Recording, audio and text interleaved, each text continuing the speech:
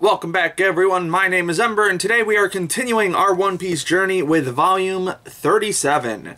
This one covers chapters 347 to 357. So this is from when Luffy and the Straw Hats square off with the CP9 in Mayor Iceberg's room, goes all the way up through when, in the flashback, when Franky gets hit by the sea train. So I realized after the last video that I'll be honest, that last vlog kind of sucked. I was basically just recounting the events of this story and being like, yeah, it was good. So I just want to take a step back and talk about, there's four like conceptual level things that I want to talk about with this particular volume. So the first one is we get the fight between the Straw Hats and CP9, and it's an okay fight. It's fun. It's got some good paneling to it. Just the sheer size of I think his name is Lucci when he turns into the leopard. Like the idea of a leopard fruit, or I think he's called the cat. Yeah, the cat fruit. So that's cool. I do like that so far we're getting to see different devil fruit powers that all the CP9 have, but I was actually a little disappointed with the different part of it, in that like they've constantly been using different techniques like iron body and stuff like that, and eventually it's revealed that they just trained a whole lot to get that way. And it's not the worst thing, but in comparison to, like, why not just have a devil fruit power? Like, why not have one of them eat, like, the iron fruit, where he can turn his body into iron or something? Like, it, you know, like, I understand people can just be really fucking powerful in this world, but to go all the way to explain it through, like, techniques that they've just been trained to use, it's somehow less impressive than devil fruit powers that you just happen to get because you ate a fruit. Which is weird to say out loud, that powers that were just gifted to people on accident are more impressive than powers that they trained their whole lives to have. But it just feels a little less creative, I guess, in that, oh, I guess just anyone can do this stuff if they try hard enough. So, a little disappointing, but whatever. And what were some of the other things I wanted to talk about? Oh, yeah. So, yeah.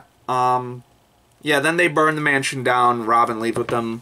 Luffy still really doesn't accept Robin leaving without a proper answer, but I guess we'll have to wait a bit for that.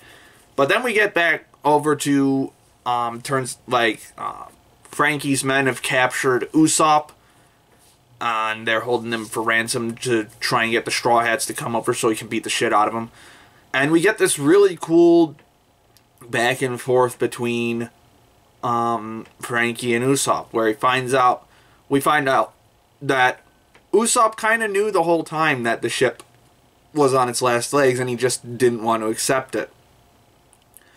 Like, and we kind of see visual evidence of this as well. Like when Franky throws him under this ship just so he can look at the hull, and we see the crack in the keel. You see that. I mean, I don't know if I can find this exact panel, but you see that. Yeah. You see that it's already been repaired once, and it looks like Usopp's handiwork. So it's pretty clear, like Usopp had to have seen that, and he realized, and he points that out later. So just there's a lot of denial going around amongst the Straw Hats lately, and it looks like Franky might be the one to help turn that around. Maybe we'll see. But, also Franky had some really cool comedic moments in that scene, too. But, yeah, we're really digging into the depths of Usopp's character here too. And another thing I really liked about that scene is the how do you pronounce this mystical wood elf thing? Klabauterman. I love the lore of that. That there's this wood sprite that materializes as the will of the ship in order to fix it or to warn sailors of impending doom. I love that. That's such a cool, very pirate kind of, very much a pirate fantasy kind of folklore thing. I'm surprised I haven't heard of it elsewhere. It must exist somewhere else in fiction. I would be very shocked if it doesn't, but if it doesn't, that's really fucking cool idea, Oda. It's just a cool little lore detail that makes me love this world so much more. Because, like, admittedly, the world of One Piece can feel a bit disconnected at times. Like, East Blue doesn't feel like it has anything to do with Alabasta, which doesn't feel like it has anything to do with Skypiea or Water 7. So, I like the broader details of this world that unite everything. I like when we find those details. What else? Yeah, I think that's all I have to say about that particular moment. Yeah, not a lot of details that stuck out to me in this volume, but the broader concept stuff I really dug. So then, like, a good portion of this volume is the flashback to Tom the Shipwright, who trained Franky and Mr. Iceberg. And basically, we get a very extensive analogy for weapons of mass destruction. Which is, I did not see coming, even though I probably should have. Before we dive into that, I do want to point out that I'm very curious as to why no one just destroys the blueprints for Pluton. Like, if they're on paper, it's pretty easy to just get rid of them. So, I wish they would dive a little more into, like, maybe the obsessiveness of people like Tom and Mr. Iceberg and Franky, the obsessiveness they have with the idea of this ship. But they haven't really. I think that's just something that's left to the audience to piece in if they want, but there's really not. That's more headcanon than it is leading the audience on. So, but anyway.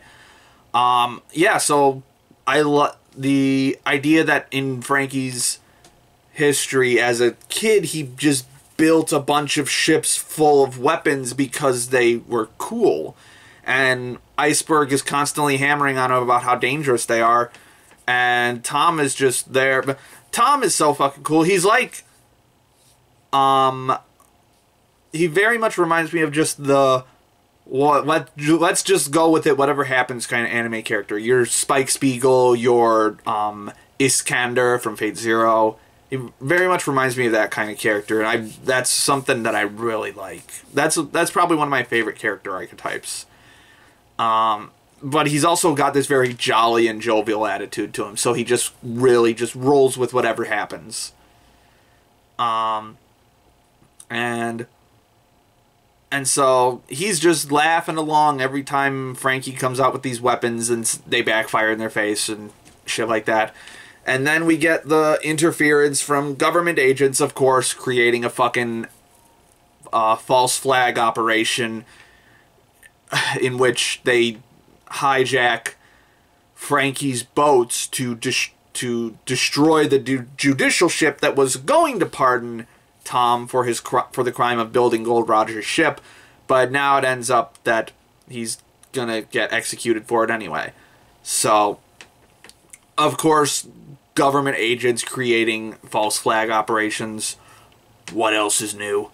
But, like, we see this idea of Franky birthing these dangerous ships into the world, and him not really understanding the cost of that until they are released into the wild like this, and they hurt the people that he loves. Like, you see, like, literally a harpoon that he made is jammed inside of Tom's stomach.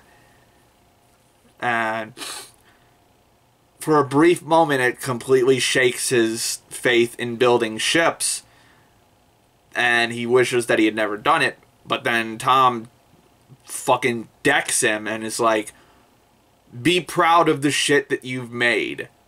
Doesn't matter how much, doesn't matter what people do with them. A ship is a neutral entity. A weapon is a neutral entity. And so, what really matters is that you have pride in the accomplishment that you've made. Which I can mostly agree with. I'm very gray when it comes to the Pluton level stuff. If this is basically going to be the atomic bomb of One Piece, maybe that shouldn't exist. But what was I saying? But it's basically like a philosophical treatise on the nature of weapons, really, and the fact that you can't control what other people do with your creation. You just have to be proud that you made it. And in this case, it's ships, and just the reverence that all of these characters have for ships is really cool. I think that's all I have to say about big, broad concept stuff. I really liked Tom's introduction, where he throws the fucking ship in the air and then throws the masts onto it and locks them in place. That was such a cool introduction as a fishman person.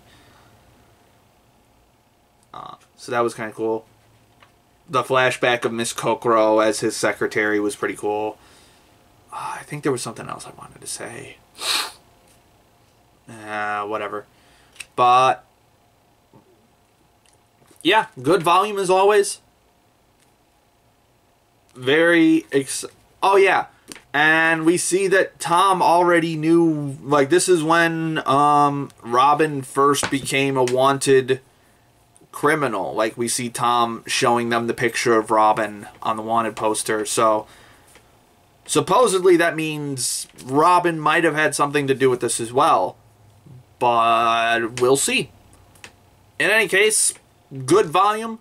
I don't know how much is left of Water 7 specifically before we get to Enies Lobby. I'll have to look that up. But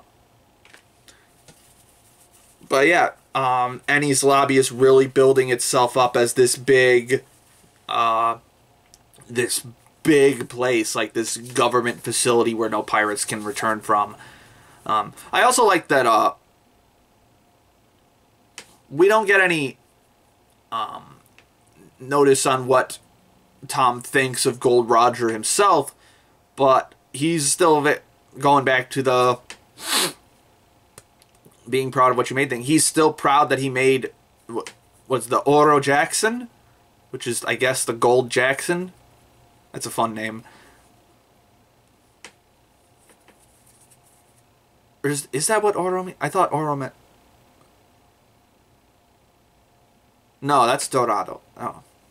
I forgot what Oro... I swear Oro means something in Spanish, but I'm not sure. But, yeah. Got some more lore about Gold Roger, so that's cool. But, yep, looking forward to how Water 7 leads into Enies Lobby. Very interested in seeing how that goes. But that's it for today. Be sure to like and subscribe if you liked this video and want to see more. My name is Ember, and I'll see you next time.